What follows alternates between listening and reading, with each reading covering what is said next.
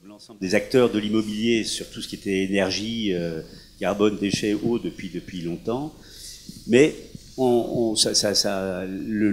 mot RSE déjà, le reporting RSE des entreprises, enfin entreprises cotées en l'occurrence, ça date de 2012. Toutes ces notions sociales et sociétales, elles ont été renforcées. Ça nous a aidés, enfin ces nouveaux reporting obligatoires, hein, encore sous la contrainte. Mais moi je l'ai pas vécu comme une contrainte, je l'ai vécu plutôt comme au contraire quelque chose de structurant qui enfin allait nous donner les moyens en interne de capitaliser, de tracer l'information, etc.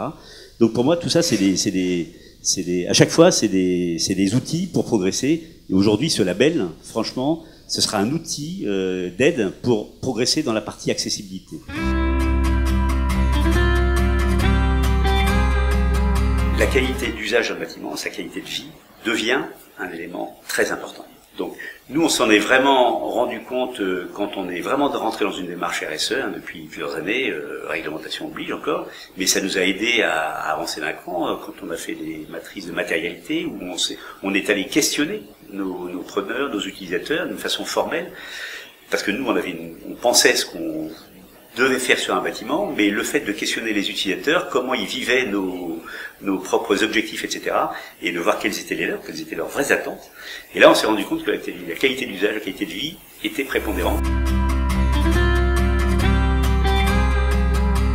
Enfin, le sujet de l'accessibilité, c'est un sujet sur lequel on travaille depuis un moment, hein, comme M. Jourdain, hein, on travaille là-dessus parce que ça nous intéresse. Et quand ce label est sorti, moi j'ai travaillé dans l'équipe du groupe de travail parce que je sentais que c'était intéressant.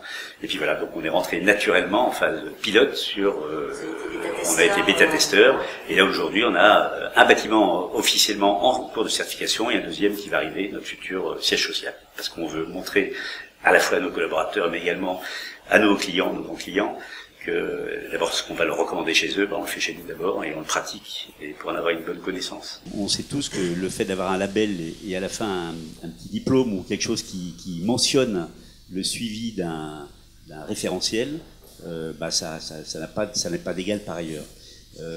Comme on y est arrivé, chez ICA, je dirais que c'est presque une tradition. On a certifié le premier bâtiment HQE tertiaire à Aubervilliers, c'était en 2005, hein, ça fait donc maintenant 12 ans, et on a suivi l'ensemble des nouveaux labels, de nouvelles versions de certification, on les a suivis d'une façon assez assidue. Ces démarches, ces nouveaux outils, c'est quelque chose qui est là pour assurer de la pédagogie en interne, pour avancer. Alors, on a pris 2 bâtiments en test, hein. Aujourd'hui il y en a un qui est officiellement en démarche et l'autre qui va arriver.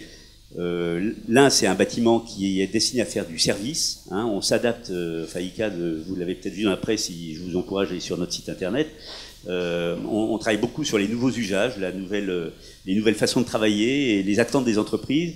Et sur notre parc de Rungis, on est en train de mettre en service. Hein, il y a déjà une partie qui est inaugurée et l'autre qui viendra d'ici à l'été. Un bâtiment complètement dédié ce qu'on appelle d'une part des smart works pour y travailler avec des bureaux de passage, hein, pour les gens qui sont des salariés d'ICAD dans la région parisienne. Et ce bâtiment qui se voulait de service et un bâtiment des nouvelles façons de travailler, il fallait qu'il soit également très confortable, très accessible. Donc il y a un renfort de signalétique énorme. Donc naturellement, ce bâtiment, il devait décrocher ce nouveau label. Et puis le deuxième bâtiment, ça va un peu de soi, c'est notre futur siège social. Hein. Le bâtiment lui-même, je pense qu'il a le critère d'accessibilité. Maintenant, dans tous les aménagements qu'on est en train de concevoir, il faut absolument réfléchir. Et dans la démarche pilote, ça nous a permis effectivement, à travers la lecture et l'analyse de tous les critères, d'améliorer et de faire un petit peu plier nos concepteurs sur certaines logiques. Parce que finalement, c'est souvent que du bon sens. On ne demande pas de contraintes particulières, hein, l'accessibilité. Tout à l'heure, on le disait en aparté juste avant, c'est beaucoup de bon sens et quelque chose qu'à mon avis, nos anciens ou nos ancêtres faisaient d'une façon plus naturelle que dans les bâtiments des années 70-80.